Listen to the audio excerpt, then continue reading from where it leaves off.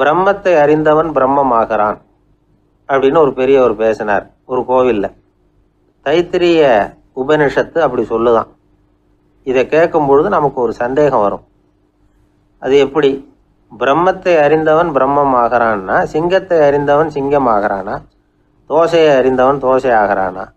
இப்படிப்பட்ட சந்தேகம் நமக்கு வர்றதுல ஒன்றும் ஆச்சரியம் இல்லை. இது இயற்கை. இதுக்கும் அந்த பெரியவரே பதில் சொல்றார். சிங்கம் வேற, நாம வேற. அதனால சிங்கத்தை அறிந்தவன் சிங்கம் ஆக மாட்டான். ஆனால் பிரம்மம் வேற, நாம வேற இல்லை. அதனால பிரம்மத்தை அறிந்தவன் பிரம்மமாகிறான் அப்படிங்கிறது அவரோட விளக்கம். மனிதன் அவன்தான் தான் பிரம்மங்கிறது தெரியாதனால தான் அதை வேற எங்கேயோ தேடிட்டு இருக்கிறான். கடைசியில் அது தான் தாங்கிறது புரிஞ்சுக்கிற பொழுது அவன் பிரம்மம் ஆயிடுறான். இதை விளக்கிறதுக்கு ஒரு உபநிஷத்து கதையே இருக்குது. நமக்கு தெரிஞ்ச கதை தான், ஆனால் அதை வேற விதமான அர்த்தத்தில் விளையாட்டாக சொல்லிகிட்டு இருக்கிறோம். ஒரு சமயம் ஒரு 10 நண்பர்கள் ஒரு காட்டு வழியாக போய்கிட்டு இருக்கிறாங்க. குறுக்க ஒரு நதி, அதை கடந்து அடுத்த பக்கம் போகணும். எல்லாரும் ஒரு வழியாக கடந்து அடுத்த கரைக்கு போய் சேர்ந்துட்டாங்க. அங்கே போய் சேர்ந்ததுக்கு அப்புறம் எல்லாரும் பத்திரமா வந்து சேர்ந்துட்டோமா அப்படின்னு தெரிஞ்சுக்கிறதுக்காக எண்ணி பார்க்குறான் அந்த கூட்டத்து தலைவன். அவங்க மொத்தம் 10 பேர். ஆனால் அவன் எண்ணி பார்க்குறப்போ 9 தான் வருது. ஏன்னா அவன் தன்னை விட்டுவிட்டான். எதிரில் நிற்கிறவங்கள மட்டுமே எண்ணுறான். ஐயோ 10வது ஆள் எங்கேங்கிறான், பதறான். சரி நீ இரு, நான் எண்ணி பார்க்குறேன்னு சொல்லிவிட்டு இன்னொருத்தன் வந்து எண்ணுறான். அவனும் தன்னை விட்டுட்டு எண்ணுறான். 9 தான் வருது. எல்லாரும் கொய்யோ முறையோன்னு கத்த ஆரம்பிச்சிட்டாங்க.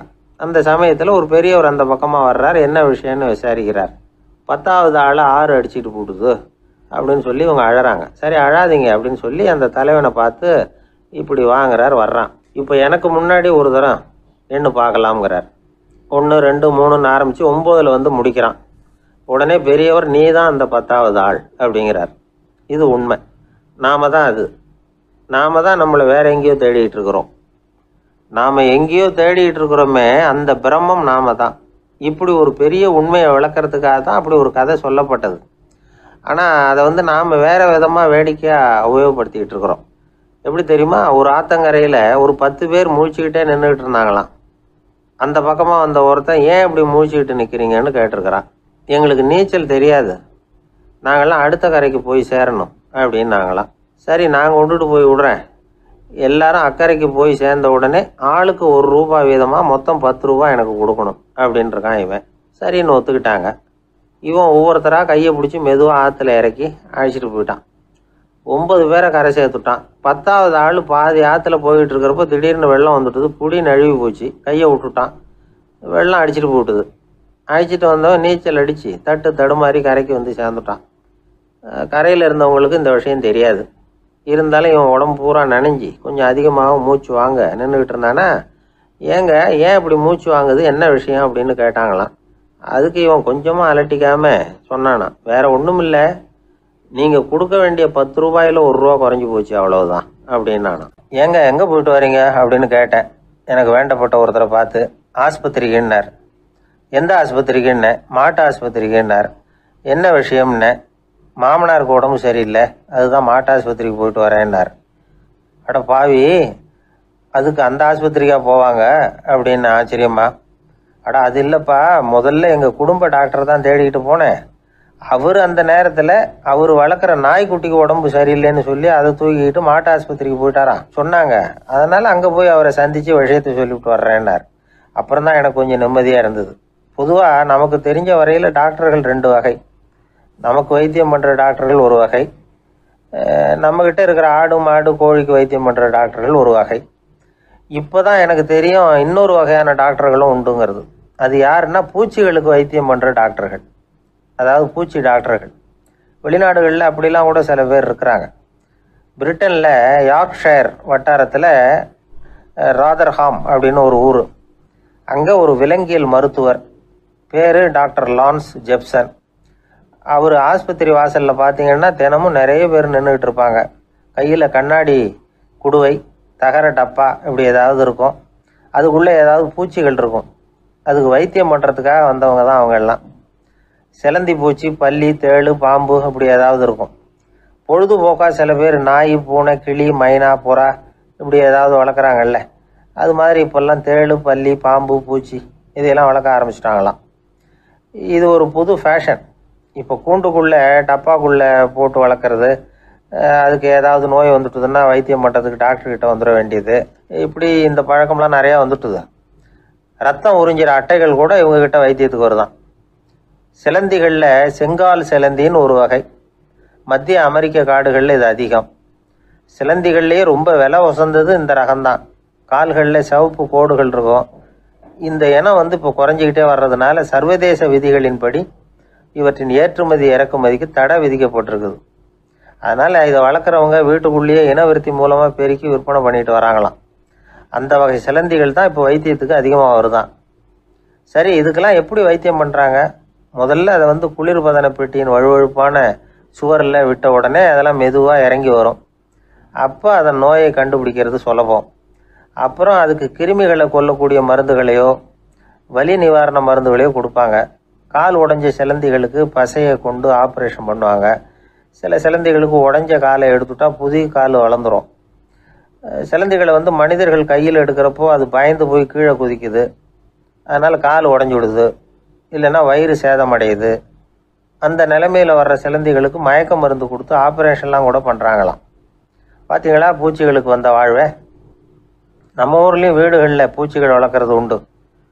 ஒருத்தர் வந்தார், எனக்கு 3000 கரப்பாம்பூச்சி அவசரமாக தேவைப்படுது, எங்கே கிடைக்கும்னு கேட்டார். கரப்பாம்பூச்சியா? அது என்னத்துக்குன்னு கேட்டோம். அது வேற ஒன்றும் இல்லை, நான் குடியிருக்கிற வாடகை வீட்டை காலி பண்ண போகிறேன்.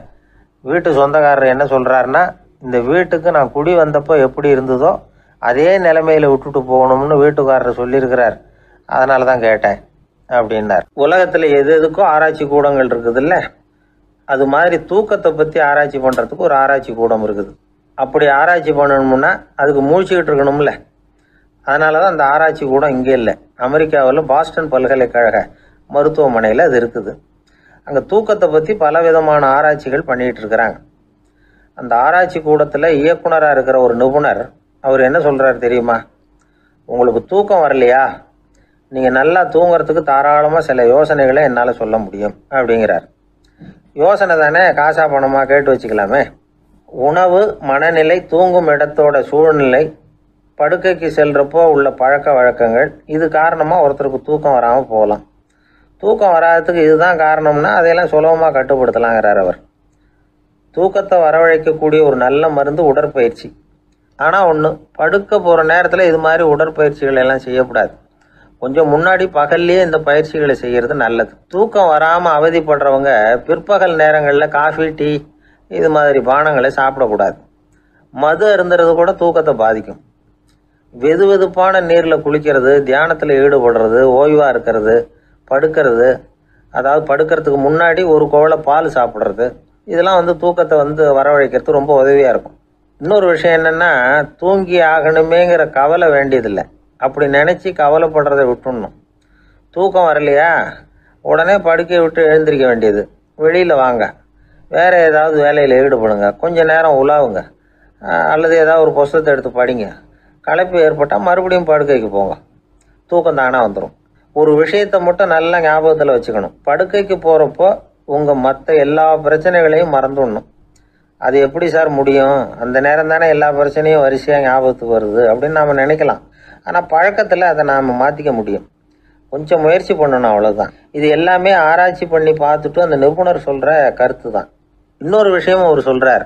அது என்னென்னா, உடல் கோளாறு காரணமாக தூக்கம் வராமல் அவதிப்படுறவங்களுக்கெல்லாம் இந்த யோசனைகள் சரியாக வராது அப்படிங்கிறார். அதுக்கெல்லாம் மருத்துவ சிகிச்சை கொடுத்து தான் சரி பண்ணணும். சில பேருக்கு நடு ராத்திரியில் மூச்சு திணறல் ஏற்பட்டு தூக்கம் வராமல் போயிடும். ஊரெல்லாம் தூங்குறப்ப தான் மட்டும் தூங்காமல் மூழ்கிட்டு இருக்கிறது, ஊரெல்லாம் மூழ்கிட்டு இருக்கிறப்போ தான் மட்டும் தூங்குறது, இது மாதிரி கோளாறுகளால் சில பேர் பாதிக்கப்படலாம். காலு தசை முறுக்கிக்கிறதுனால சில பேருக்கு அடிக்கடி விழிப்பு வரலாம். மன அழற்சி காரணமாக சில பேருக்கு தூக்கம் வராது. இது மாதிரி கோளாறுகளுக்கெல்லாம் அதுக்கு தகுந்த மாதிரி சிகிச்சை கொடுத்து தான் சரி பண்ண வேண்டியிருக்கும். எந்த கோளாறும் இல்லாமல் தூக்கம் வரலைன்னா ஆரம்பத்தில் சொன்ன முறைகளை கடைபிடிச்சு பார்க்கலாம். தூக்கம் வந்ததுன்னா யோசனை சொன்ன அந்த நிபுணருக்கு நன்றி சொல்லலாம். ஒருத்தர், ஏன் சார் பஸ்ஸில் தூங்குறது கெட்ட பழக்கமானு கேட்டார். இல்லையே, நான் கூட பஸ்ஸில் போகிறப்ப தூங்கிட்டு தானே போவேன் அப்படின்னார் இன்னொருத்தர். அப்புறம் ஏன் என்ன டிரைவர் வேலை வேணாம்னு வீட்டுக்கு அனுப்பி வச்சுட்டாங்க அப்படின்னாராம் அவர். 1816 வருஷம் செப்டம்பர் மாதம் 11ஆம் தேதி பிரான்ஸ் தேசத்தில் உள்ள ஒரு மருத்துவமனை. அங்கே ஒரு இளம் டாக்டர் கொஞ்ச நாளைக்கு முன்னாடி தான் அந்த ஆஸ்பத்திரியில் புதுசாக வேலைக்கு சேர்ந்துருக்கிறார். அவர் பேர் ரெனே லெனக். அவர் அன்னைக்கு காலையில் அந்த மருத்துவமனையில் அப்படியே ரவுண்ட்ஸ் வந்துக்கிட்டு இருக்கிறார். வார்டில் ஒரு படுக்கையில் ஒரு இளம் பெண் படுத்திருக்கிறா. அந்த பொண்ணுக்கு இருதய நோயாக இருக்கலாம்ங்கிறது மற்ற டாக்டர்கள் சந்தேகம். அந்த காலத்துல எல்லாம் ஒருத்தருடைய இருதய துடிப்பை தெரிஞ்சுக்கணும்னா நோயாளியின் மார்பில் டாக்டர் காதை வச்சு பார்த்து தான் தெரிஞ்சுக்கிறது வழக்கம். ஆனால் இந்த பெண்ணும் இளம் பெண், அந்த டாக்டரும் புதுசாக சேர்ந்துருக்கிறவர். அதனால் பரிசோதனை பண்ண தயங்கினார். கொஞ்ச நேரம் யோசனை பண்ணார். திடீர்னு ஒரு ஞாபகம் வந்தது அவருக்கு. அதாவது அன்னைக்கு விடியற் காலையில் தோட்டத்தில் அப்படியே வாக்கிங் போயிட்டு இருந்தப்போ சின்ன பசங்கள்லாம் ஒரு மரக்கட்டையை வச்சு விளையாடிக்கிட்டு இருந்தாங்களாம். அதை இவர் பார்த்துருக்கிறார். அது என்ன விளையாட்டுனா, ஒரு நீளமான மரப்பலகை, அதில் ஒரு முனையில் ஒரு பையன் தன்னுடைய காதை வச்சுக்கிட்டு இருக்கிறான், மறுமுனையில் இன்னொரு பையன் அந்த மரப்பலகையை ஒரு ஆணியால் கீறிக்கிட்டு இருக்கிறான். ஒரு முனையில் ஆணியால் கீறும் பொழுது மறுமுனையில் காதை வச்சிருக்கிற பையனுக்கு அந்த சத்தம் துல்லியமாக கேட்குது. அந்த டாக்டருக்கு காலையில் பார்த்த இந்த விளையாட்டு ஞாபகத்துக்கு வந்துட்டுது. உடனே என்ன பண்ணார் தெரியுமா? ஒரு நீளமான காகிதத்தை எடுத்தார். அதை அப்படியே உருளை மாதிரி உருட்டினார். ஒரு முனையை அந்த நோயாளியின் மார்பில் இடது பக்கம் வச்சார், இன்னொரு முனையில் தன்னுடைய காதை வச்சார். என்ன ஆச்சரியம்! நோயாளியின் மார்பில் நேரடியாக காதை வச்சு கேட்குறத விட துல்லியமாக கேட்டுது இதய துடிப்பு. இதய துடிப்பு மட்டும் இல்லை, மூச்சு இழுத்து விடுறது, திரவ பொருள்களின் அசைவு, எல்லா சத்தமும் தெளிவாக கேட்குது. கிரேக்க மொழியில் ஸ்டெத்தாஸ் அப்படின்னா மார்பு, ஸ்கோப்பின் அப்படின்னா பார்ப்பதுன்னு அர்த்தம். அதனால் டாக்டர் ரெனே லெனக் தான் கண்டுபிடிச்ச கருவிக்கு ஸ்டெத்தஸ்கோப் அப்படின்னு பேர் வச்சார். அவரே முதல் மாடலையும் செஞ்சார். அளவு ரொம்ப பெருசாக இருந்தது, சுலபமாக எடுத்துகிட்டு போகிறது கஷ்டம், அது அவ்வளோ கஷ்டமாக இருந்தது அது. அதனால் அவரே அதை அப்புறம் 2 பிரிவாக தயார் பண்ணார். இது 2 துண்டையும் டாக்டர் தன்னோட கோட்டு பாக்கெட்டில் வச்சுக்கலாம், தேவைப்படுறப்ப எடுத்து ஒன்றா சேர்த்துக்கலாம். இப்படி தான் அவர் ஆரம்பத்தில் பண்ணார். தன்னுடைய இந்த கண்டுபிடிப்பை பற்றி அவர் ஒரு புத்தகம் எழுதினார். நிறைய விற்றுது, புகழும் பணமும் சேர்ந்தது. பணமும் புகழும் சேர்ந்தது மாதிரியே அவருக்கு ஒரு நோயும் சேர்ந்தது. அது என்ன நோயின்னு கண்டுபிடிக்கிறதுக்கும் அவர் கண்டுபிடிச்ச கருவி தான் உபயோகப்பட்டு தான். அவரே அதை கண்டுபிடிச்சார். அவருக்கு வந்திருந்தது காச நோய். 1826 வருஷம் ஆகஸ்ட் மாதம் 13ஆம் தேதி உலகத்தின் முதல் ஸ்டெதஸ்கோப்பை கண்டுபிடிச்ச டாக்டர் ரெனே லெனக் காலமானார். அவர் சாகிறதுக்கு முன்னாடி மரத்தால் செஞ்சு வச்சுருந்த ஸ்டெதஸ்கோப்பை தனக்கு வேண்டியப்பட்ட ஒரு டாக்டர்கிட்ட கொடுத்து, என்னுடைய சொத்துக்கள்லேயே ரொம்ப வசந்தது அப்படின்னு சொன்னாராம். அதுக்கப்புறம் 3 வெள்ளைக்காரங்க சேர்ந்து இந்த கருவியில் சில மாற்றங்களை பண்ணாங்க. ஆனால் 1829 லண்டனில் டாக்டர் நிக்கோலஸுங்கிறவர் ஒரு காதால் இதய துடிப்பை கேட்குறத விட டாக்டர் 2 காதாலையும் கேட்கறது தான் சரியாக இருக்கும் அப்படின்னு ஒரு கருத்தை வெளியிட்டார். அதுக்கப்புறம் ரொம்ப காலம் கழித்து 1852 ஜார்ஜ் காமான் அப்படிங்கிறவர் ரப்பர் டியூபுகளை உபயோகப்படுத்தி 2 காதாலையும் கேட்குற மாதிரி ஒரு புதிய வடிவத்தை அதுக்கு கொடுத்தார். அதுக்கு பிறகு அது படிப்படியாக எவ்வளவோ மாற்றங்கள் இருந்தாலும் ஆரம்பத்தில் டாக்டர் ரெனே லெனக் உருவாக்கின அடிப்படை மாடலை யாரும் மாற்றி அமைக்கலைங்கிறது தான் முக்கியமான விஷயம். நமக்கு தெரிஞ்ச ஒரு ஆஸ்பத்திரி, அதில் ஒரு நோயாளி, காலை நேரத்தில் நர்ஸு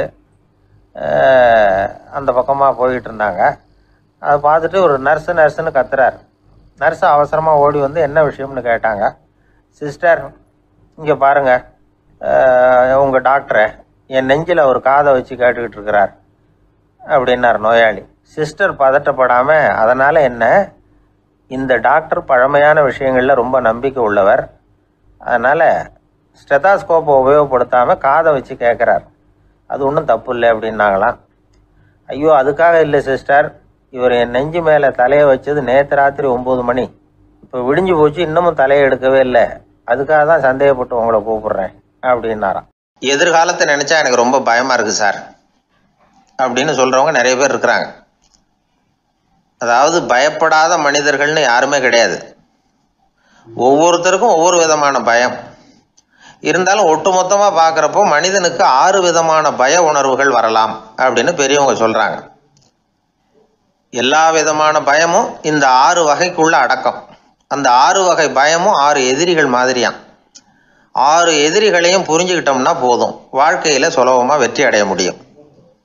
சரி, அந்த 6 வகை பயம் என்னென்ன அப்படின்னு பார்ப்போம். முதல்ல வறுமை பற்றிய பயம், 2வது பழிச்சொல் பற்றிய பயம், 3வது உடல் நலம் பாதிப்பு பற்றிய பயம், 4வது என்னன்னா காதல் தோல்வி, 5வது முதுமை, 6வது மரணம். அதாவது பயப்படுறதுங்கிறது ஒரு மனநிலை தான். இந்த மனநிலையை கட்டுப்படுத்த முடியும், திசை திருப்ப முடியும். சரி, இந்த பயங்களின் அறிகுறிகள் எப்படி இருக்கும்? வறுமை பற்றிய பயம் அப்படின்னு முதல்ல சொன்னோம் இல்லையா, அந்த பயத்தின் அறிகுறிகளை தெரிஞ்சுக்குவோம். எதுலேயும் அக்கறை இல்லாமல் இருக்கிறது, ஒரு குறிக்கோள் இல்லாமல் இருக்கிறது, வறுமையை சகிச்சுக்கிறது, வாழ்க்கையில் கிடைக்கிறது எதுவாக இருந்தாலும் ஆட்சேபனை இல்லாமல் ஏற்றுக்கிறது, மனசாலும் உடம்பாலும் சோர்ந்து போயிருக்கிறது, ஆர்வம், முனைப்பு, கற்பனை திறன் எதுவுமே இல்லாமல் இருக்கிறது. இதெல்லாம் தான் அந்த வறுமை பற்றிய பயத்தின் அறிகுறிகள். அந்த அடுத்தது ஒன்று பார்த்தோமே, பழிச்சொல் பற்றிய பயம்.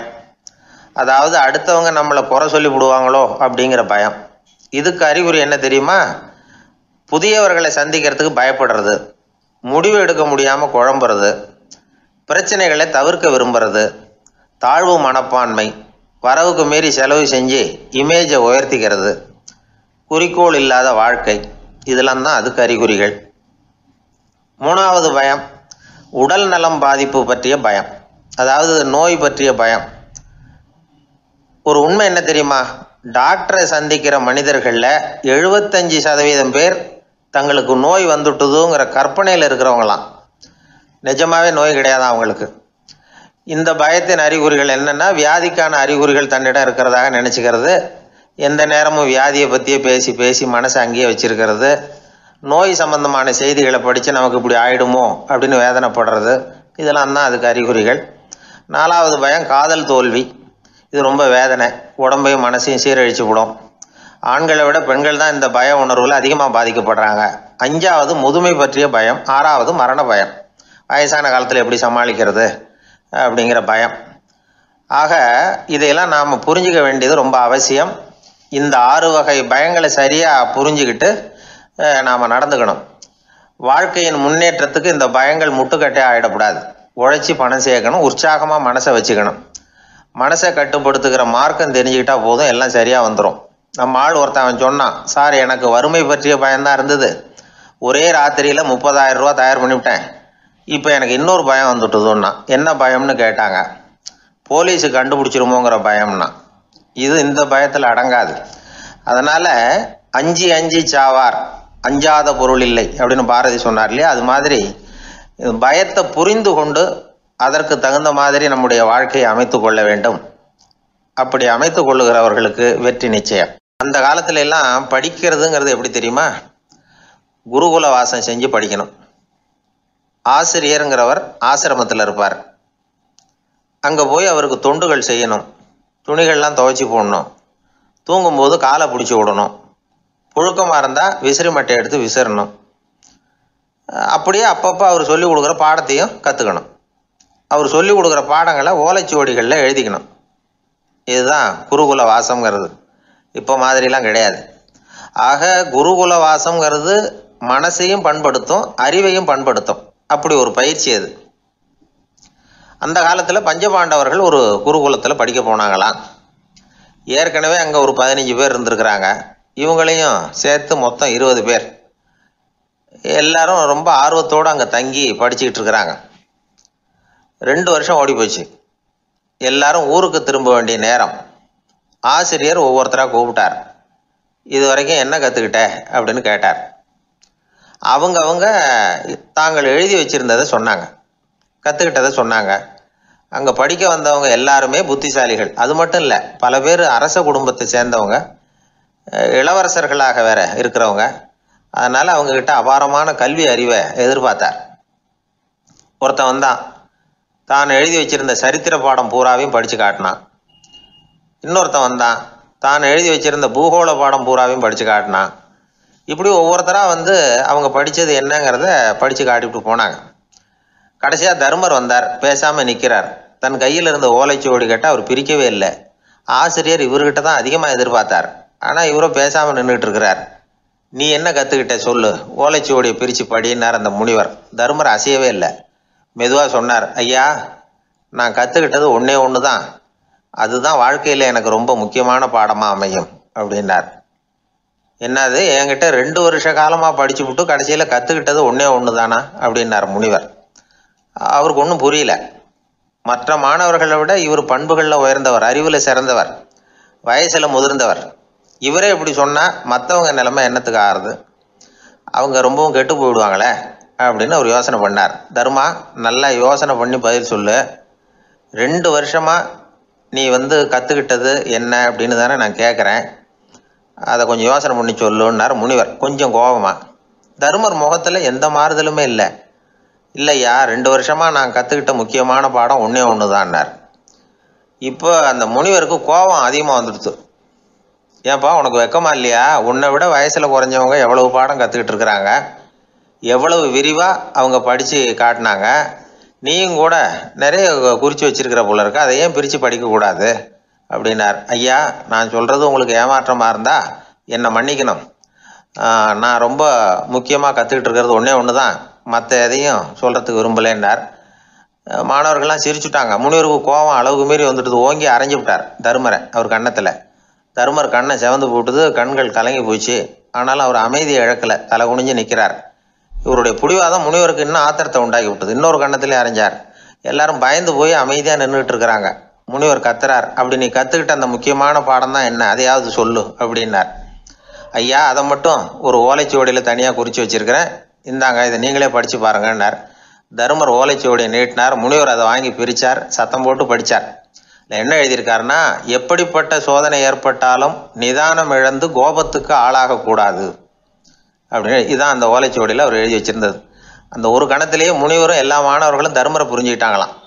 அவர் கற்றுக்கிட்டது ஏட்டு சுரக்காய் இல்லை, வாழ்க்கையில் பயன்படக்கூடிய முக்கியமான அனுபவ பாடம். முனிவர் கண்களில் கண்ணீர்.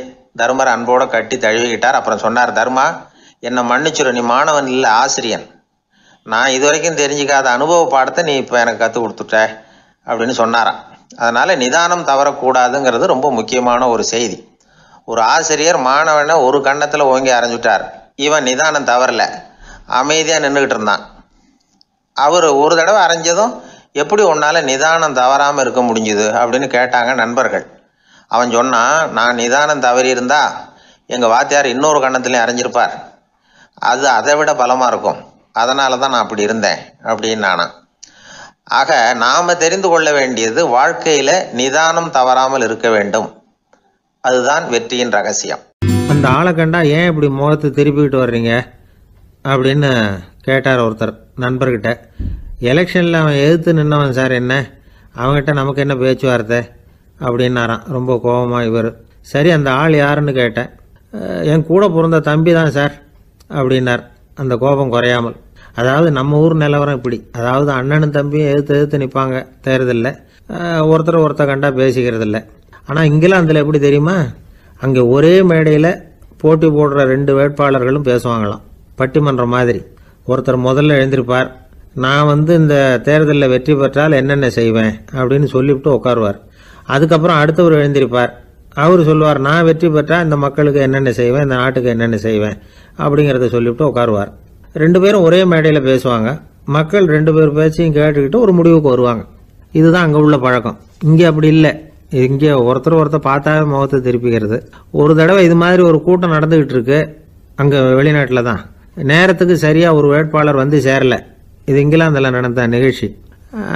அப்புறம் என்னாச்சுன்னா, ஒருத்தர் வந்துட்டார், இன்னொருத்தர் வந்து சேரலை. அப்புறம் உடனே அந்த ஒருத்தர் வந்தவர் பேச ஆரம்பிச்சிட்டார். அதாவது அந்த இன்னொருத்தர் சார்பாகவே பேசிட்டாராம். அதாவது அவர் வரல, நான் அவர் சார்பாக நான் பேசிடுறேன், அதாவது அவர் ஜெயிச்சுட்டா அவர் என்னென்ன செய்வார் இந்த நாட்டுக்கு அப்படின்னு சொல்லி அவர் பக்கத்தில் உள்ள நியாயத்தை எடுத்து இவரே சொல்லிட்டாராம். இப்படிலாம் அங்கே நடந்துதான். இது எப்பேற்பட்ட தேர்தல் பண்பாடு பாருங்கள். அதனால் இன்னொரு விஷயம், இப்போ இங்கிலாந்துலாம் ஓட்டு கேட்குறப்ப வெற்றியா தோல்வியாங்கிறத ஓரளவுக்கு யூகிச்சு விடலாமா. இப்போ ஒரு வேட்பாளர் ஒரு வீட்டுக்கு முன்னாடி போய் நின்று எனக்கு ஓட்டு போடுங்கன்னு கேட்குறாருன்னு வச்சுங்களேன், அதுக்கு என்ன பார்த்து செய்கிறோம், போயிட்டு வாங்க அப்படின்னு சில வீடுகளில் வாசலில் நின்னே சொல்லி அனுப்பிச்சிருவாங்களாம். வேறு சில வீடுகளில் எப்படின்னா, வேட்பாளரை வீட்டுக்குள்ளே கூப்பிட்டு காபி சாப்பிட சொல்லி உபசரித்து அதுக்கப்புறம் அனுப்பி வைக்கிறது வழக்கமாக. இதில் எந்த வீட்டு ஓட்டு நிச்சயம் தெரியுமா? வாசலில் நின்று வழி அனுப்பி வச்சுட்றாங்க பாருங்க, அவங்க ஓட்டு நிச்சயம்.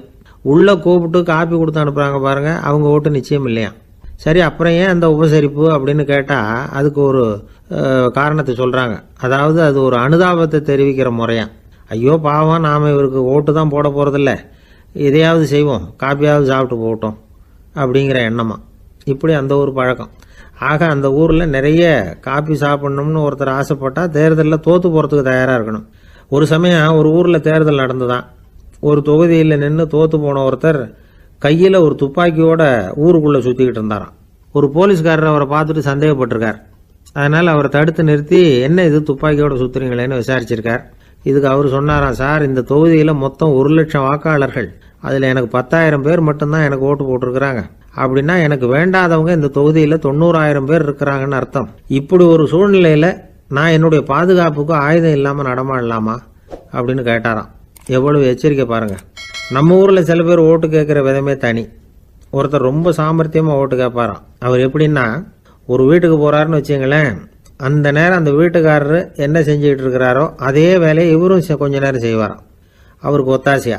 அதுக்கப்புறம் மெதுவாக பேச்சு கொடுப்பார், ஓட்டு கேட்பார், இது மாதிரி எலெக்ஷனில் நிற்கிறேன் கவனிக்கணும்னு. அது மாதிரி ஒரு தடவை அவர் போனப்போ அங்கே அவர் என்ன பண்ணிகிட்டு இருக்காரு, வீட்டுக்கு பின்னாடி மாட்டு கொட்டையில் பால் கறந்துக்கிட்டு இருக்கார் ஒரு பசுமாட்டுக்கிட்ட.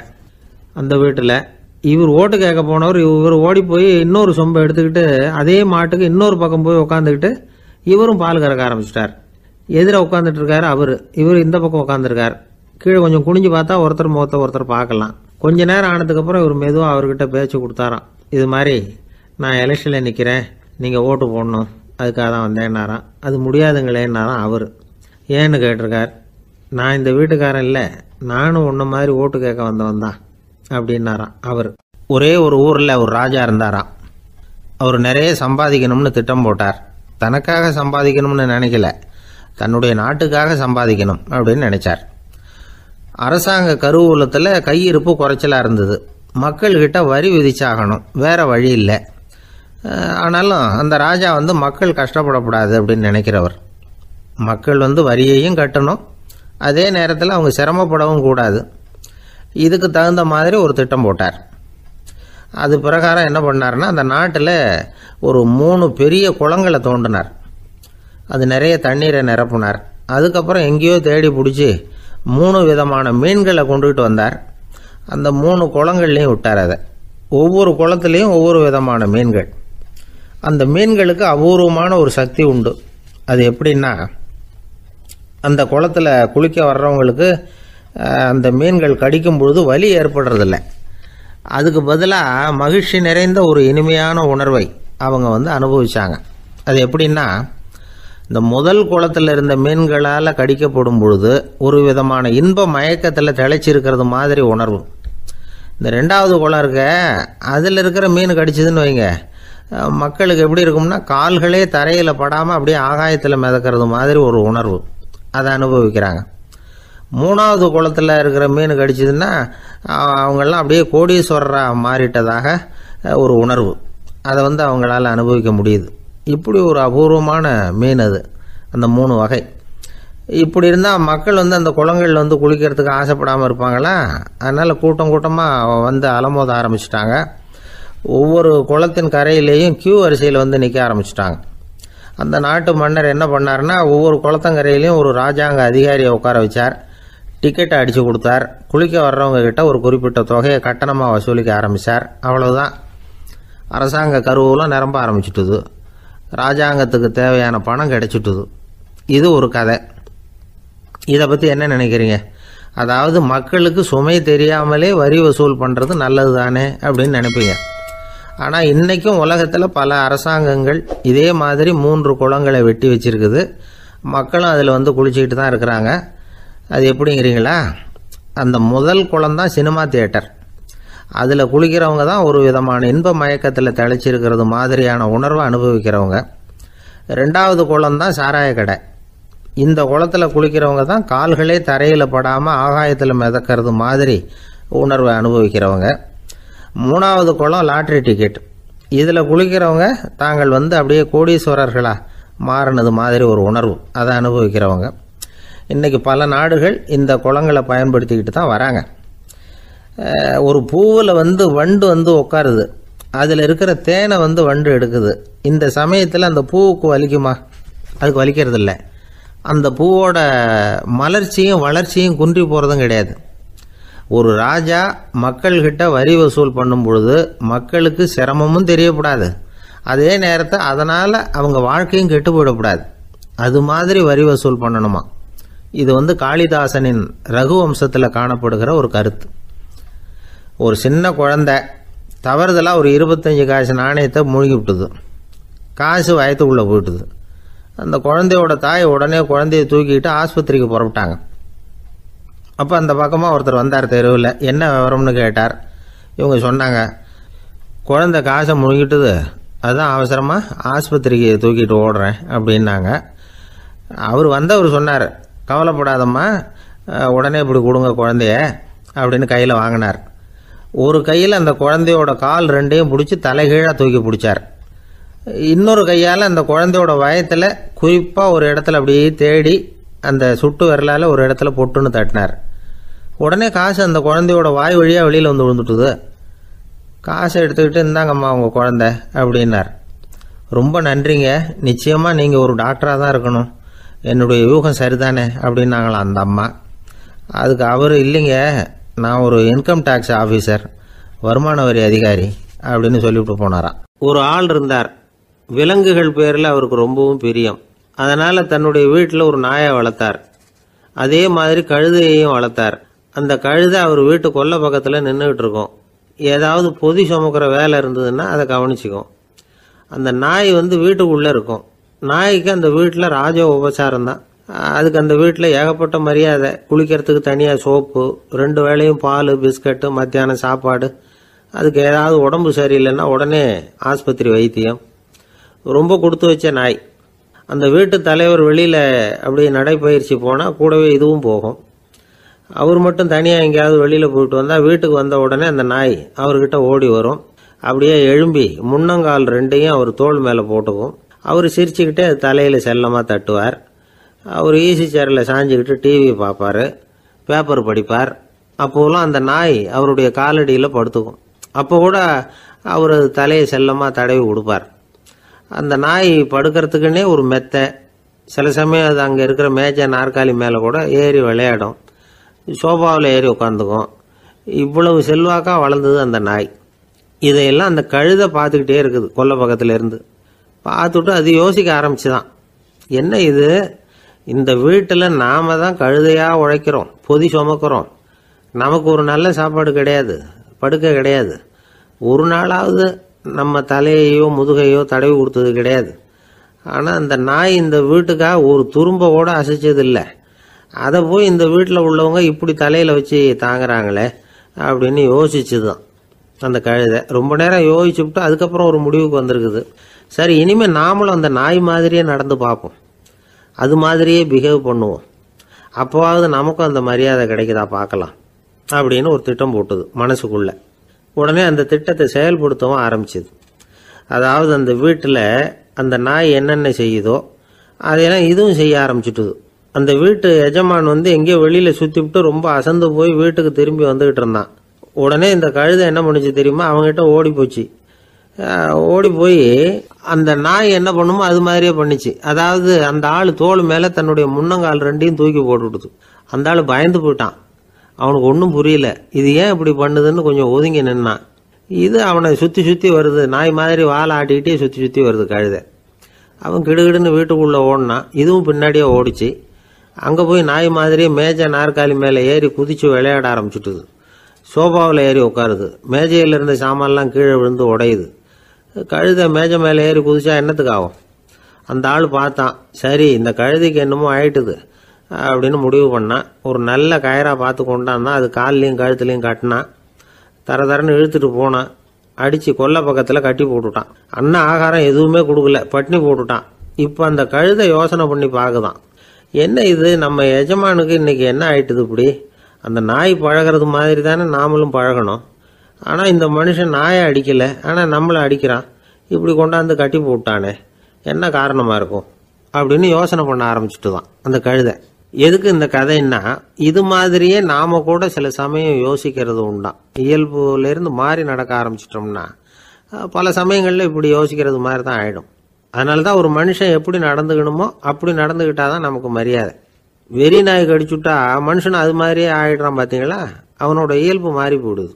ஒருத்தனை பார்த்து இன்னொருத்தன் கேட்டானா, வெறி நாய் ஒன்று உன்னை கடிச்சுட்டா நீ என்ன பண்ணுவே அப்படின்னு கேட்டிருக்கான். நான் உடனே பேப்பரும் பேனாவும் கேட்பேன் நானா இவன். ஏன் உயில் எழுதுறதுக்கான்னு கேட்டிருக்கான் அவன். இல்லை, நான் யாரையெல்லாம் கடிக்கணும்னு ஒரு லிஸ்ட்டு தயார் பண்ணணும்ல, அதுக்காக அப்படின்னு நான். குடும்பத்தில் அப்படிலாம் இருந்து சமாளிக்கிறாங்க. குடும்பத்தில் ஒருத்தர் அனுசரிப்பு தன்மைங்கிறது ரொம்ப அவசியம். கணவன் மனைவின்னா அனுசரித்து போகணும்னு சொல்லுவாங்க. அதாவது ஒரு கணவன் அதுக்காக தான் அந்த காலத்துலலாம் ஒரு வீட்டுக்கு மாப்பிள்ளை தேடுறதுங்கிறது ஒரு பெரிய குடும்பத்தை நிர்வகிக்கிற அளவுக்கு ஒரு கணவனாக வரக்கூடிய எப்படி இருக்கணும் அப்படின்னா, அந்த காலத்தில் புலி வேட்டைக்கு போகணும். ஒரு பொண்ணுக்கு மாப்பிள்ளை தேடுறதுன்னா நம்ம தமிழ் பழக்கம் என்னென்னா, காட்டுக்கு போய் ஒரு புலியை வேட்டையாடிட்டு வரணும். அந்த புலி பல்லு அல்லது நகத்தை கொண்டுட்டு வரணும் அந்த இளைஞன். அதை வீட்டில் கொடுப்பான். அதை தான் கட்டி அதை இதாக கட்டுவாங்க, மாலையாக போடுவாங்க, தாலியாக கட்டுவாங்க. அதாவது வீரம் இருக்கா பையனுக்குன்னு பார்ப்பாங்க. ஒரு பொண்ணு வேணும்னா நீ முதல்ல வீட்டுக்கு பொண்ணு கேட்க போகக்கூடாது, காட்டுக்கு போகணும். போய் புலியை கொண்டு வா, அதுக்கப்புறம் தான் உனக்கு பொண்ணு அப்படின்னு சொல்லுவாங்க. இப்போவெல்லாம் ஏன் போகிறது இல்லைன்னா, இப்போலாம் ஒருத்தனை காட்டுக்கு போய் புலிப்பல் கொண்டு வான்னா புலி தான் மாப்பிள்ளையாக வரும். அதனால தான் இப்போ போகிறதில்ல யாரும் காட்டுக்கு. அப்போ பெண்களும் ரொம்ப வீரமாக இருந்தாங்க. பெண்கள் மூலம் அந்த காலத்தில் எப்படின்னா, முறத்தாலேயே புலியை துரத்துவாங்களாம். நம்ம பழைய பாட்டிலெல்லாம் பார்த்துருப்பீங்க, முறத்தால் புலியை விரட்டினாங்கன்னு வரும் பழைய பாட்டு. அந்த அளவுக்கு பெண்களுக்கு வீரம். இப்போ கல்யாணம் ஆகி இந்த காலத்தில் ஒரு கணவனை விரட்டிட்டு வந்தாங்களாம் முறத்தை எடுத்துக்கிட்டு. ஒரு மனைவி அவன் பயந்துட்டு வெளில ஓடி வரான். பின்னாடி முறத்தை எடுத்துகிட்டு அந்த அம்மா ஓடி வருது. இவனை தனியாக பிடிச்சி கொண்டு போய், என்னப்பா இந்த மனைவிட்டு இப்படி பயந்து ஓடி வரையே, முறத்தால் துரத்துறா இப்படி வரையே அப்படின்னு தான் அவன் அப்படியே தடுமாறிக்கிட்டு, அதெல்லாம் ஒன்றும் இல்லை, அவன் என்னை புலியாக நினைக்கிறா அப்படின்னு ஒரு பெருமையாக சொல்லிட்டானான். அந்த காலத்தில் புலியை தான் முறத்தால் விரட்டினாங்க, இப்போ புருஷனை விரட்டுறாங்க அப்படின்னு சொல்லி. அப்படி அந்த காலத்தில் கணவனுக்கு ஒரு குடும்பத்தை நிர்வகிக்கிற திறமை இருக்கா, உடல் வலிமை தான் முக்கியம். இப்போ கூட மதுரை பக்கத்தில் ஐயாவுக்கு தெரியும், அந்த இளவட்டக்கல்லுன்னு ஒரு ஊருக்கு ஊர் எல்லையில் கிடக்கும். ஊர் எல்லையில் ஒரு பெரிய கல் கிடக்கும். அந்த ஊருக்கு பொண்ணு கேட்க போகிறவங்க அந்த கல்லை தலைக்கு மேலே தூக்கி காட்டணும். அப்படியே தூக்கி தலைக்கு மேலே வசதி கீழே போடணும். அந்த வலு இருந்தால் தான் நீங்கள் அந்த ஊருக்குள்ளேயே போகலாம், பொண்ணு கேட்குறதுக்கு போகலாம். இல்லைன்னா நீ திரும்பி போக வேண்டியதான். அந்த வலிமை இருக்கா மாப்பிள்ளைன்னு பார்க்குறாங்க. இளவட்டக்கல்லுன்னு பேர். அப்போ என்ன பண்ணாங்கன்னா, ஒரு 1000 வருஷத்துக்கு முன்னாடி அந்த கல்லை தலைக்கு மேலே தூக்கி கீழே போடுவாங்களாம். ஒரு 500 வருஷத்துக்கு முன்னாடி அப்படி கொஞ்சம் தூரம் இடுப்பு அளவுக்கு தூக்கி கீழே போட்டுக்கிட்டு இருந்துருக்குறாங்க. அதுக்கப்புறம் ஒரு 100 வருஷத்துக்கு முன்னாடியெல்லாம் அப்படி முழங்கால் அளவுக்கு அப்படி தூக்கி போட்டால் போகிறோம்னு வச்சுருந்தாங்களாம்.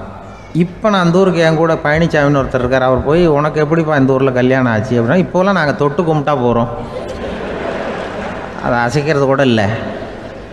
அப்படி ஆகிட்டுது. ஒரு குடும்பத்தை கணவனாக வரப்போகிறவனுக்கான தகுதி அந்த காலத்தில் அப்படி இருந்து தான். அப்படி கணவன் தேர்ந்தெடுக்கிறது, குடும்ப தலைவனை தேர்ந்தெடுக்கிறது ஒரு பெரிய காரியம். ஒரு பெரிய செல்வந்தர் போட்டி வச்சாராம். ஒரு நீச்சல் குளம், அதில் யார் வேணாலும் குதித்து அந்த பக்கம் போய் கரையேறலாம். அந்த நீச்சல் குளத்தில் விஷப்பாம்புலாம் கிடக்கு. யார் துணிஞ்சி அந்த விஷப்பாம்பு இருக்கிற குளத்தில் குதித்து அந்த பக்கம் போய் கரையேறானோ அவனுக்கு ஒரு 100 ஏக்கர் நிலம் கொடுப்பேன். அது வேண்டான்னா ஒரு 1000 ஆடு கொடுப்பேன்.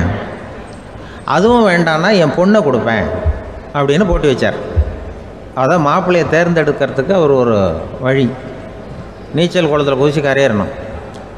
இப்போ அந்த ஊரில் இருக்கிற இளைஞர்கள்லாம் பார்க்குறாங்க அந்த குளத்தில் குதிக்கணும்னு. ஆனால் குளத்தில் வெறும் விஷப்பாம்பெலாம் கிடக்கு. இது என்ன பண்ணுறதுன்னு பார்த்தா யாருமே குதிக்கிறதுக்கு தைரியம் வரல. திடீர்னு ஒருத்தன் துணிஞ்சு குதித்தான். படப்படப்படன்னு அடிச்சுட்டு போய் அந்த பக்கம் கரையேறிட்டான். கரையேறின உடனே பரவாயில்லையே ஒரு ஆள் வந்துட்டான்னு சொல்லி அவனை அந்த இளைஞனை போய் பிடிச்சிட்டு வந்தாங்க. அந்த பெரியவர் கேட்டார், ஏப்பா இவ்வளவு பெரிய விஷப்பாம்பெல்லாம் கிடக்கிற நீச்சல் குளத்தில் நீ துணிஞ்சு குதித்து கரையேறி இருக்கிற, உனக்கு என்ன 1000 ஏக்கர் நிலம் கொடுத்துறவா, 100 ஏக்கர் நிலம் கொடுக்கவா சொல்கிறப்படி அப்படின்னா, வேண்டாம் சார்ன்றிருக்கான். ஓஹோ அப்படின்னா ஒரு 1000 ஆடு வேணுமா உனக்கு அப்படின்னா, அதுவும் வேண்டாம் சார். ஓ அப்படின்னா என் பொண்ணு வேணுமா அப்படின்னா, அதுவும் வேண்டாம் சாருங்கிறான். அப்புறம் எதுக்குடா குதிச்சுன்ட்டு, என்ன உனக்கு என்ன தான் வேணும் அப்படின்னு கேட்டிருக்காரு. என்னை எவன் பிடிச்சி தள்ளி விட்டவன்னு தெரியணும் அப்படின்ட்டுருக்கான். அதுக்காக அவன் பார்த்துருக்கான். அப்படி இருந்தால் தான் துணிச்சல் வரும் இந்த காலத்தில். எதுக்கு இவ்வளவு சங்கடம்லாம் வச்சாங்கன்னா, ஒரு குடும்பத்துக்கு தலைவராக வர வேண்டிய ஒரு ஆள், கணவனாக இருக்க வேண்டியவனுக்கு துணிச்சல் இருக்கா, தைரியம் இருக்கா அப்படிங்கிறது பார்க்குறதுக்காக இப்படிப்பட்ட தேர்வு முறைகள்லாம் வச்சுருந்தாங்க அந்த காலத்துலலாம். இப்போலாம் கல்யாணம் பண்ணுறது ஆளுக்கு நேரில் பார்க்காமலே கூட கல்யாணம் நடக்குது இன்டர்நெட்டில்.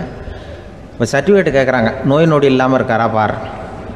காட்டுக்கெலாம் போக வேண்டாம், நேராக ஆஸ்பத்திரிக்கு போய் ஒரு சர்டிஃபிகேட் வாங்கிட்டு வா, உனக்கு ஒன்றும் வியாதி இல்லைன்னு ப்ரூவ் பண்ணு, அதுக்கப்புறம் பார்த்துக்கலாம், மற்றதை பேசுவோம் அப்படின்னு சொல்லி அப்படி இருக்குது நிலைமை. அதனால் குடும்பத்தில் வந்து அந்த கணவனாக இருக்கிற வேண்டியவனுக்கு பொறுப்பு அதிகம். ஏன்னா எல்லாத்தையும் அனுசரித்து போக வேண்டியதாக வந்தான். மனித நேயம்ங்கிறத பற்றி சொல்லுவாங்க. மனித நேயம் ஏன்னா ஒரு கணவன் கணவனாக இருக்கணும், மனைவி மனைவியாக இருக்கணும். ஒரு மனுஷன் வந்து இன்றைக்கி வந்து மனிதனாக இல்லை, மனித நேயம் குறைஞ்சி போச்சு. எது குடும்ப உறவுகள்லாம் ரொம்ப மாறி போச்சுன்னு சொல்லலாம். இப்போ நாகரிகத்தில் அப்படி தான் இருக்குது. ஒரு இதில் ஒருத்தன் என்ன பண்ணியிருக்கிறான், ஒரு சின்ன பையனை கொண்டு வந்தானா. ஒரு சின்ன பையன் பக்கத்தில் இருக்கான். ஒரு பெரியவர் கேட்டிருக்கார், யாரப்பா அந்த பையன் அப்படின்னு கேட்டிருக்கார். இவன் சொன்னான்னா, இந்த பையன் எனக்கு தூரத்து உறவுன்னு இருக்கான். சரி, தூரத்து உறவுன்னா எப்படி அப்படின்னு கேட்டிருக்கான். இந்த பையன் எங்கள் அப்பாவுக்கு 8வது புள்ள அப்படின்னானா. கூட பிறந்தவனே அவ்வளோ தூரமாக போயிட்டான், 8வதாக பிறந்தான். அப்படி இருக்குது குடும்ப உறவுகள்ங்கிறது. மனுஷனுக்கு வந்து வேல்யூ விஞ்ஞானம் எப்படி போட்டிருக்குன்னா, ஒரு மனித உடம்பில் இருக்கிற கால்சியத்தை மட்டும் தனியாக எடுத்தால் ஒரு சின்ன ரூமுக்கு வெள்ளை அடிக்கலாமா. ஒரு மனுஷ உடம்பில் இருக்கிற பாஸ்பரஸை மட்டும் தனியாக எடுத்தால் ஒரு 40 நெருப்பு குச்சி தயார் பண்ணலாம். ஒரு மனுஷ உடம்பில் இருக்கிற இந்த கொழுப்பு சத்தை மட்டும் தனியாக எடுத்தால் ஒரு 7-8 சோப்பு கட்டி தயார் பண்ணலாம். அது மாதிரி ஒரு மனுஷ உடம்புல இருக்கிற இரும்பு சத்தை மட்டும் தனியாக எடுத்தால் ஒரு 2 அங்குல ஆணி 2 செய்யலாம். இவ்வளவுக்கும் விலை போட்டால் 42 ரூபா 50 காசு. இதுதான் மனுஷனுக்கு விஞ்ஞானம் போட்டிருக்கிற விலை.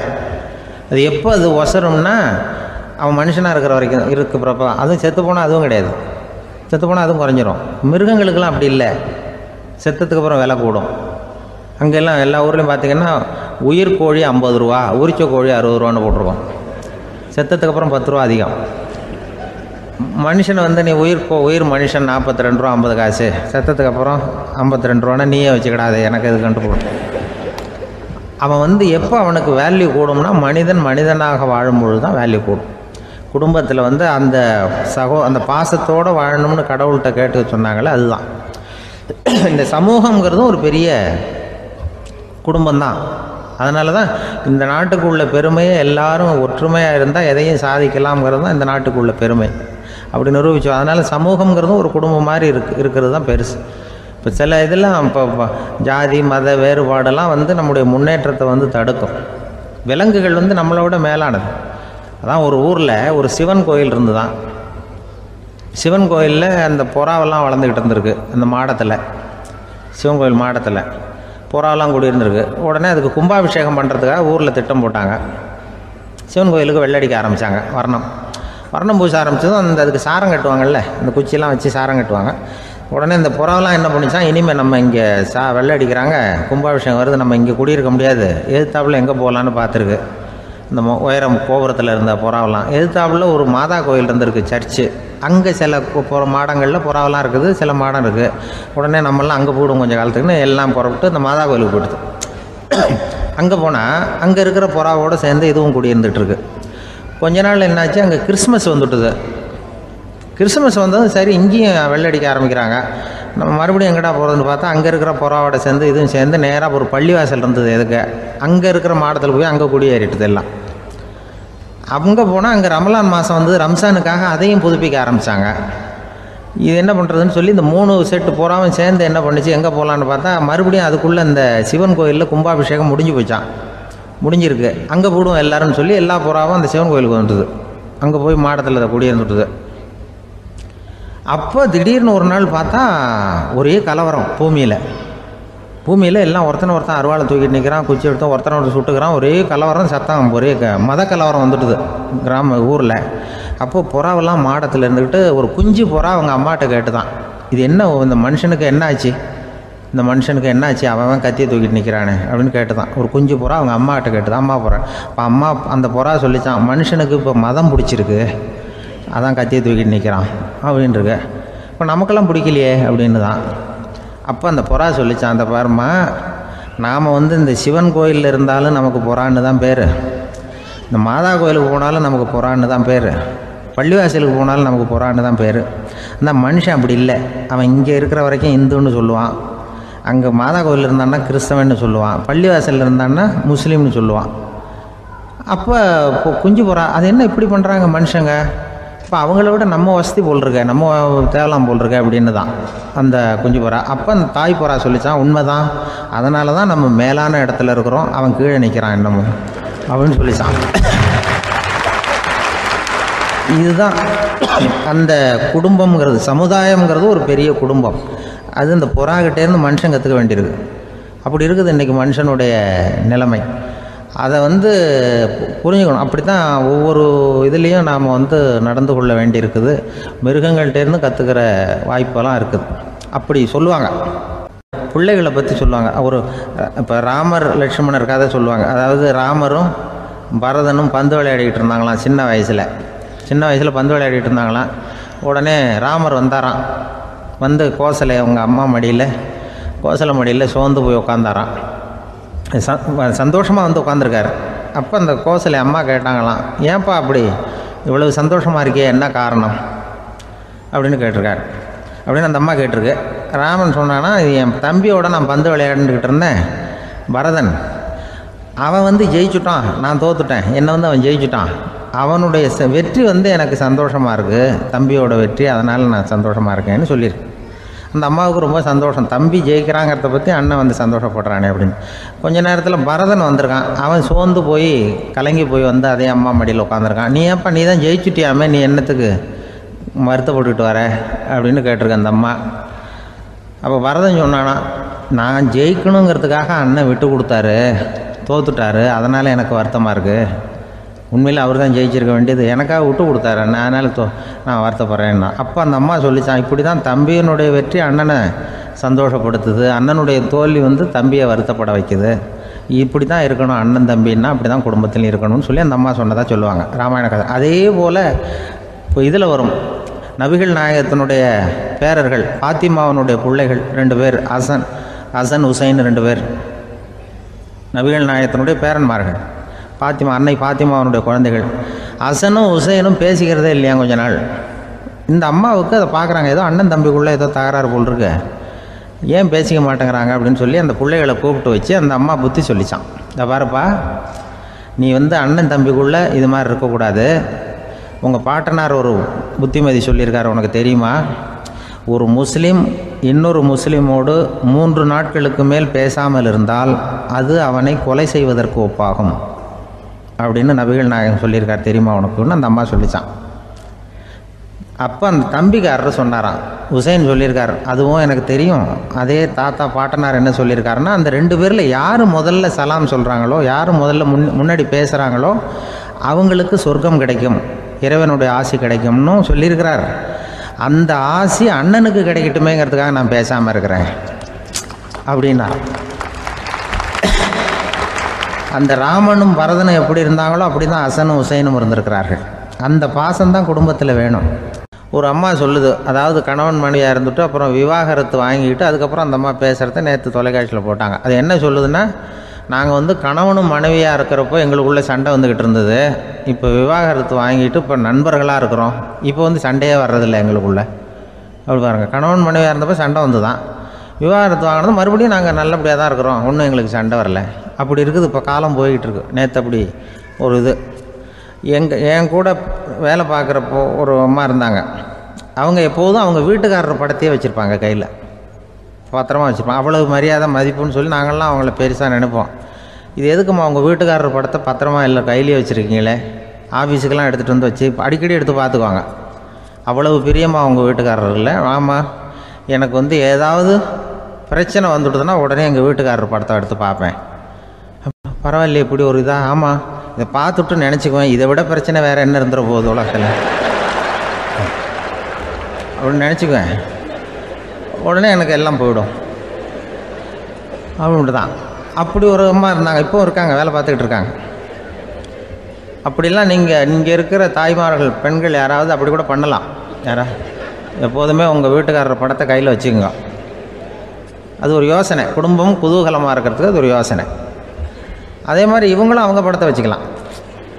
வச்சுக்கிட்டு பிரச்சனை வரும்பொழுது பார்த்துக்கணும், இதை விட நமக்கு என்ன வந்துட போகுது பெருசாக அப்படி தான் இருக்கணும். குடும்பம் நல்லபடியாக இருக்கணும்னா அதுக்கு இப்போ சொல்லுவாங்க, கடவுளே ஒரு வீட்டு கணவன் வீட்டு தலைவர் கனவுல வந்தாராம். கடவுள் இது மாதிரி உன்னை விட்டுட்டு உங்கள் குடும்பத்தை உன்னையெல்லாம் விட்டுட்டு போக போகிறேன்னா, அதனால் ஏதாவது வரம் வேணும்னா கேட்டு போய் வாங்கிக்கோ அப்படின்னு கடவுள் சொன்னாராம் அந்த குடும்ப தலைவர்கிட்ட.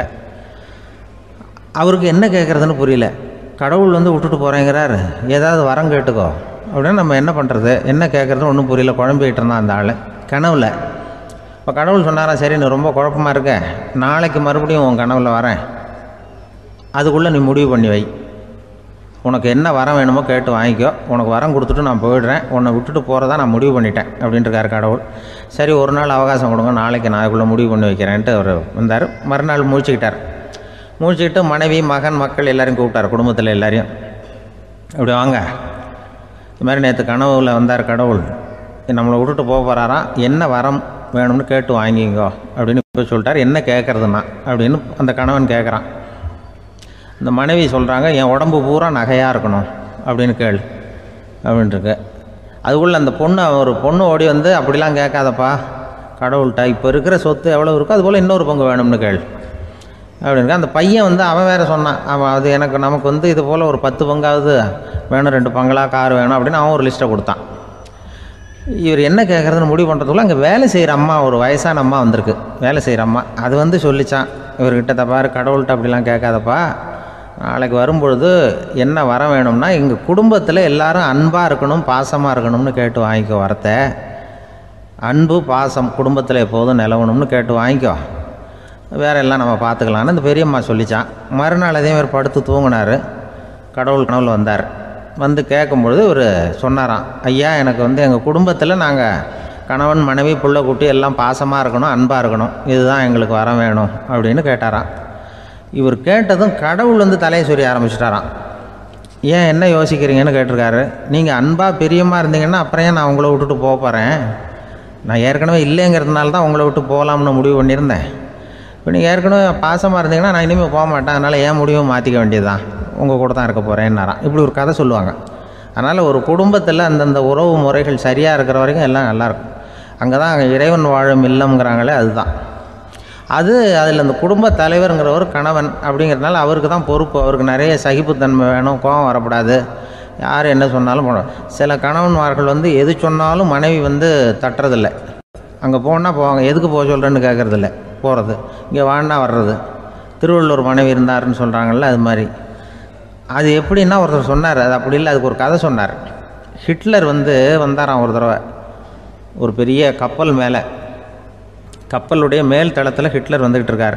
ஒரு இங்கிலீஷ் கேப்டன் எதிரில் நிற்கிறான். அவனுக்கு பெரிய ஆச்சரியம், இந்த ஆள் எப்படி இப்படி ஒரு தனி மனிதனாக இருந்துக்கிட்டு உலகத்தையே இப்படி இந்த பாடுபடுத்துகிறார் அப்படின்னு சொல்லி, உன்னுடைய வெற்றிக்கு என்ன காரணம்னு கேட்டாராம் அந்த இங்கிலீஷ் கேப்டன். இப்போ ஹிட்லர் சொன்னாராம், என்னுடைய வெற்றிக்கு காரணம் என்கிட்ட வேலை செய்கிற ஊழியர்கள், நான் கிழிச்ச கோட்டை தாண்ட மாட்டாங்க, நான் என்ன சொல்கிறேனோ அதை உடனே செய்வாங்க, ஏன் எதுக்குன்னு எதிர்த்து பேச மாட்டாங்க, அதுதான் என்னுடைய வெற்றிக்கு காரணம் அப்படின்னு சொல்லி அதை நிரூபித்து காட்டுறேன் பார் அப்படின்னு சொல்லி கையை தட்டினாராம் ஹிட்லர். உடனே ஒரு சிப்பாய் அங்கேருந்து லெஃப்ட் ரைட் போட்டு சல்யூட் பண்ணி நின்னான். உடனே ஹிட்லர் சொன்னார், நீ அப்படியே இந்த கப்பல் மேல் தளத்துலேருந்து அப்படி கடலில் விழுந்து செத்து போடா அப்படின்னு பொத்துன்னு குதிச்சுட்டான். எதுக்கு சொல்கிறேன் என்ன இதில், உடனே குதிச்சு செத்து போட்டான். இவருக்கு பெரிய ஆச்சரியம் கேப்டனுக்கு. ஹிட்லர் சொன்னார், இதுதான் என்னுடைய வெற்றிக்கு காரணம், தப்பார் இன்னொருத்தனை கூப்பிட்றேன் அப்படின்னு தட்டினா இந்த பக்கத்துலேருந்து ஒருத்தன் வந்தான், லெஃப்ட் ரைட் நின்னா, நீ இப்படி குதிச்சு செத்து போடா அப்படின்னு பொத்துன்னு குதிச்சுட்டான். எதுக்கு போக சொல்கிறீங்கன்னு ஒன்றுமே கேட்கல, குதினா உடனே குதிச்சுட்டான். அப்போ ஹிட்லர் சொன்னார், இதே மாதிரி என்னுடைய ஒவ்வொரு ஊழியர்களும் இருக்கிறாங்க, நானும் ஊழியர்களை இழக்கிறதுக்கு தயாராக இல்லை, தப்பார் தயாராக இருப்பேன் எப்போதும், தப்பார் இன்னொருத்தரம் தட்டுறேன்னு இன்னொருத்தர் வந்தார். எதிர்த்தாவில் இருந்து ஒருத்தன் லெஃப்ட் ரைட் சல்யூட் அடித்தான். நீயும் குதிச்சு செத்து போடான்ருக்கார் ஹிட்லர். இவனால் பொறுக்க முடியல, இந்த இங்கிலீஷ் கேப்டன் அனாவசியமாக ஒவ்வொருத்தனாக குதிச்சுட்றானேன்னு சொல்லி ஓடி போய் அவனை குதிச்சிட்டான். குதிக்கிறதுக்கு முன்னாடி பிடிச்சி தனியாக எடுத்துகிட்டு போட்டான். தனியாக எடுத்துகிட்டு போய் அந்த சிப்பாய்கிட்ட கேட்டாரான் அந்த இங்கிலீஷ் கேப்டன், ஏன்ப்பா அந்த ஆள் குதிக்க சொல்கிறான்னா நீ ஏன் எதுக்குன்னு கேட்குறது இல்லையா, உடனே குதித்து செத்து போகிறீங்களே, இதெல்லாம் என்ன அநியாயம் அப்படின்ட்டுருக்கான் அந்த இங்கிலீஷ் கேப்டன் கையை பிடிச்சிக்கிட்டு. உடனே அந்த சிப்பாய்க்கு கோவம் வந்துட்டு தான், உடையா கையை, இவன்ட்ட வேலை பார்க்குறத விட உழுந்து செத்து போகலான்னு நான் கொதிக்கிறான். என்ன அனாவசியமாக எதுக்கே இருக்க சொல்கிறேன் அப்படின்னு சொல்லி குதிச்சுட்டானா. அதனால் இந்த உடனே சொல்கிறத செய்கிறாங்க பாருங்கள், அவங்கள நம்பக்கூடாது. கணவன்மார்களுக்கு ஒரு எச்சரிக்கை. சொல்கிறத உடனே செஞ்சுருவாங்க மனைவி. நீ அங்கே போனால் போங்க, வரணும் அது ஹிட்லர் மாதிரி நினைக்கிறாங்கன்னு அர்த்தம். இதுகிட்ட பேசிக்கிட்டு இருக்கிறத விட சொல்கிறத செஞ்சுட்டு போடுவோமே. அப்படி சமாளிக்கிற கணவன்மார்கள் உண்டு. குடும்பத்தில் அப்படிலாம் இருந்து சமாளிக்கிறாங்க. வாழ்க்கையில் வெற்றி பெற என்ன வழி? இது ஒரு முக்கியமான கேள்வி. இதுக்கு எல்லாரும் பொதுவாக சொல்கிற ஒரு பதில், உழைச்சா வெற்றி பெறலாம் அப்படிங்கிறது தான். வாழ்க்கையில் வெற்றி பெற உழைப்பு மட்டும் இருந்தால் போதாது, நேர்மையும் வேணும் அப்படிங்கிறார் பால் ஹாஃப்மேன். இவர் யார் தெரியுமா? இவர் ஒரு பெரிய பொருளாதார நிபுணர். 2வது உலகப் போர் முடிஞ்ச சமயம் அப்போ இவர் அமெரிக்காவின் நிதி ஆலோசகராக இருந்தார். தன்னுடைய வாழ்க்கையில் நடந்த பழைய நிகழ்ச்சி ஒன்று அவர் சொன்னார். இளம் வயசில் படித்து முடித்ததும் அவர் வேலை தேடிக்கிட்டு இருந்தாராம். அப்போது ஒரு கால்நடை வைத்தியர்கிட்ட போய் வேலை கேட்டிருக்கார். இவர் அங்கே போன சமயத்தில் அந்த டாக்டர் தன்னுடைய பழைய கார் ஒன்றை விற்பனை செய்யறதுக்காக வேற ஒருத்தர்கிட்ட பேரம் பேசிக்கிட்டு இருந்தார். வாங்க வந்தவர் இவர்கிட்ட அந்த காரை பற்றின விவரம்லாம் கேட்டுக்கிட்டு இருந்தார். கார் நல்ல நிலைமையில் இருக்குமா அப்படிங்கிற கவலை அவருக்கு. எல்லா விவரங்களையும் கேட்டுக்கிட்டு அவர் கடைசியாக சொன்னார், டாக்டர், இந்த காரை நீங்களே என்னுடைய ஊருக்கு ஓட்டிகிட்டு வர வேண்டியது. காரு எந்த ரிப்பேரும் ஆகாமல் என்னுடைய ஊருக்கு சேர்ந்துட்டுதுன்னா அங்கேயே நான் பணம் கொடுத்து இந்த காரை வாங்கிக்கிறேன் அப்படின்னார். நம்ம கார் அவ்வளோ தூரத்துக்கு வழியில் எந்த கோளாறும் இல்லாமல் போய் சேருமா அப்படிங்கிற சந்தேகம் டாக்டருக்கு. அவர் என்ன செஞ்சார் தெரியுமா? தன்கிட்ட வேலை கேட்டு வந்திருந்த இளைஞர் பால் ஹாஃப்மேனை கூப்பிட்டார். அவர்கிட்ட சொன்னார், இதை பாருப்பா, இந்த காரை நீ அவருடைய ஊர் வரைக்கும் நல்லபடியாக ஓட்டிகிட்டு போய் சேர்த்துட்டுன்னா உனக்கு நான் வேலை கொடுத்து விட்றேன். அது மட்டும் இல்லை, காரு விற்கிற தொகையில் கமிஷனும் கொடுக்குறேன், என்ன சம்மதமா அப்படின்னு கேட்டார். ஹாஃப்மேன் யோசனை பண்ணார். அதுக்கப்புறம் சரின்னு சொல்லி சம்மதிச்சார். கொஞ்ச நேரத்தில் அவரும் கார் வாங்க வந்தவரும் புறப்பட்டாங்க. இவர் ரொம்ப சிரமப்பட்டு வழியில் எங்கேயும் நிறுத்தாமல் காரை ரொம்ப சாமர்த்தியமாக ஓட்டிகிட்டு போய் சேர்த்துட்டார். இவரை அழைச்சிக்கிட்டு வீட்டுக்குள்ளே போனார். அப்புறம் கேட்டார், இதை பாருப்பா, இப்போ சொல்லு, இந்த காரோட நிலைமை இப்போ எப்படி இருக்குது? உண்மையிலேயே இது நல்ல நிலைமையில் இருக்குதா? உன்னுடைய மனசாட்சிப்படி பதில் சொல் அப்படின்னார். இவரும் உடனே காரு நல்ல நிலைமையில தான் இருக்குது அப்படின்னு சொல்கிறதுக்கு வாயை திறந்தார். அதுக்குள்ளே பார்வை எதிரில் உள்ள சுவர் மேலே பட்டுது. அங்கே இயேசுநாதர் படம் ஒன்று மாட்டியிருந்தாங்க. அதுக்கு அடியில் எழுதியிருந்த வாசகம் என்னன்னா, நீ பேசும் ஒவ்வொரு வார்த்தையையும் இயேசு கவனித்து கொண்டிருக்கிறார் அப்படின்னு இருந்தது. அந்த வரிகளை பார்த்தார். உடனே காரு சரியில்லை அப்படிங்கிற உண்மையை சொல்லிவிட்டார். இவர் இப்படி சொன்னதும் இவரை ரொம்ப ஆச்சரியமாக பார்த்தார். இவர்கிட்ட இருந்த நேர்மை அவரை சிந்திக்க வச்சது. உன்னுடைய நேர்மையை பாராட்டுறேன், உனக்கு கமிஷன் கிடைக்கணுங்கிறதுக்காகவே நான் இந்த காரை வாங்கிக்கிறேன்னார். இப்போ அவர் திகைச்சு போய் நின்னார். மறுபடியும் அவர் சொன்னார், நீ காரை ஓட்டிகிட்டு வரும்பொழுதே உன்னுடைய திறமையை பார்த்தேன், உனக்கு விருப்பம் இருந்தால் நீ என்கிட்டயே வேலைக்கு சேர்ந்துடலாம் அப்படின்னார். பால் ஹாஃப்மேன் அவர்கிட்ட வேலைக்கு சேர்ந்தார். படிப்படியாக முன்னேறினார். கடைசியில் பார்த்தீங்கன்னா அமெரிக்காவினுடைய நிதி ஆலோசகராக ஆனார். அதுக்கப்புறம் அவர் அந்த பழைய சம்பவத்தை எப்பவும் மறக்கிறதில்ல, அடிக்கடி சொல்கிறது உண்டு. அதனால் இதிலேருந்து நாம் தெரிஞ்சுக்க வேண்டியது என்னென்னா, வாழ்க்கையில் முன்னுக்கு வரணும்னா உழைப்பு மட்டும் போதாது, நேர்மையும் வேணும். ஆனால் இந்த காலத்தில் சிலருடைய நேர்மை நமக்கு ஆச்சரியமாக கூட இருக்கும். ஒருத்தர் புஸ்தக கடை வச்சுருந்தார். ரொம்ப நேரமாக தேடி ஒரு புத்தகத்தை கையில் எடுத்தார். அதுக்கு பில் போட சொன்னார். அந்த புத்தக கடைக்கு வந்த இன்னொருத்தர் பில் போடுறவர், சார் இந்த புத்தகம் மகா அறுவை, மகா மட்டம், இது வேணாம் உங்களுக்கு, வேற ஏதாவது ஒன்று பாருங்கன்னார். புத்தக கடை வச்சிருக்கிறவரே இப்படி சொன்னார். வாங்க வந்தவர் இவர் ஆச்சரியமாக பார்த்தார். உங்கள் நேர்மையை பாராட்டுறேன், அது சரி, இந்த புத்தகத்தை ஏற்கனவே நீங்கள் படித்து பார்த்துட்டீங்களான்னு கேட்டார். அதை படித்து வேற பார்க்கணுமான்னார். அப்புறம் எப்படி இது மகா மட்டம்னு சொல்கிறீங்க அப்படின்னார். அதை எழுதினவனே நான் தான் சார் அப்படின்னார் அவர். இது ஒரு விதமான நேர்மை, நேர்மையை ஒத்துக்கிறது. எப்படி இருந்தாலும் வாழ்க்கையில் உழைப்பும் நேர்மையும் உயர்வதற்கு வழிகள்.